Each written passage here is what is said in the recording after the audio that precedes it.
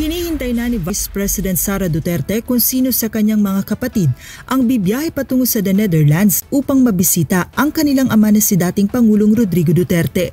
Sa loob na ng detention facility sa International Criminal Court, sasalubungin ni former President Duterte ang kanyang ika-80 kaarawan sa darating na March 28. Kaugnay nito, plano ni VP Sara na i-apply ng permit ang kanyang mga kapatid upang madalaw sana ang kanilang ama sa kanyang birthday.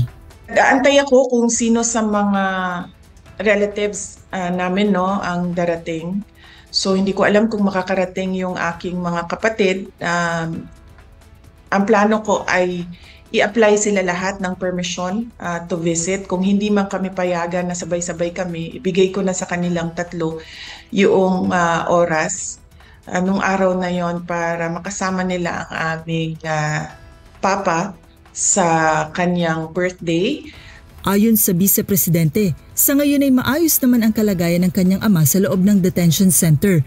Bagaman iniinda nito ang pananakit ng kanyang tuhod at likuran na anyay normal na sa edad ni former President Duterte. Personally, kapag nandoon ako, okay naman siya.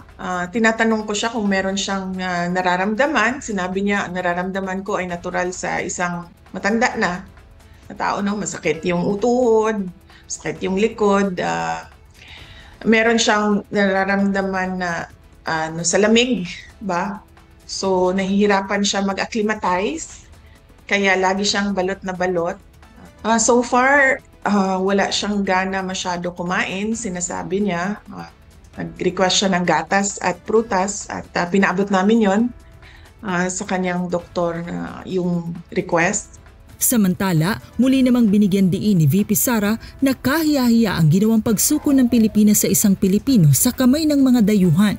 Alam mo, nahihiya ako as a Filipino citizen ngayon Nagiging katatawanan tayo ng buong mundo na merong isang bansa na binibigay ang kanyang citizen sa isang foreign jurisdiction, foreign organization. Hindi ginagawa yan ng mga bansa. In fact, tayo nga sa loob ng Pilipinas, every time may OFW na convicted abroad, ginagawa natin ng paraan na magkaroon siya ng pardon para maibalik siya sa Pilipinas.